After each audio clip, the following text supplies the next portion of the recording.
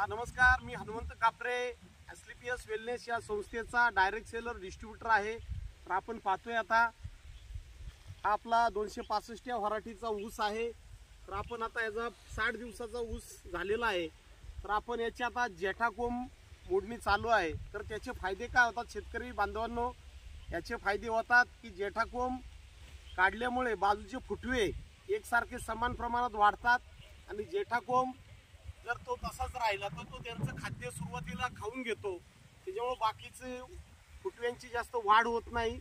त्यामुळे आपण 50 ते 60 दिवसापर्यंत आपण जेठाकोंब हा मोडला गेला पाहिजे। तर आपण पाहतोय कशा पद्धतीने त्याला मोडायचे, मधला जेठाकोंब आपण पाहतोय या पद्धतीने मोडला गेला पाहिजे। त्यामुळे आपल्याला फुटव्यामध्ये प्रचंड प्रमाणात त्याचे फुटवे आपण सम प्रमाणात वाढतात। तरी सर्व शेतकरी बांधवांना विनंती आहे त्यांनीही आपले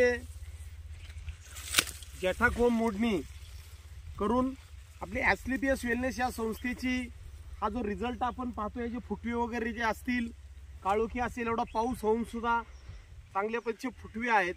तर आपण ही आपली जैविक खते, एसलीपीएस वेलनेसची जी जैविक खते आहेत, आज जबरदस्त गेली 4 वर्षापासून आमच्याकडे शेतकरी 100 टनापेक्षाही जास्त प्रमाणात आपल्याकडे ऊसाचं उत्पादन करताय। निम्म्याने खर्च कमी होऊन उत्पन्न मात्र 25 ते 30% वाढतंय, शिवाय जमिनीची ताकद पण राहते। तर आपण पाहतोय फुटवे जर बघितले अशा पद्धतीने फुटवे, तुम्ही फुटवे पाहू शकता। त्याचे फुटवे जर आपण बघितले इतक्या प्रमाणात फुटवे निघालेले आहेत। जबरदस्त आपल्या संस्थेचे एसलीपीएस वेलनेस या संस्थेचे जैविक खतांचे रिझल्ट आहेत। तरी सर्व शेतकरी बांधवांनी आपली जैविक खते वापरावीत। धन्यवाद।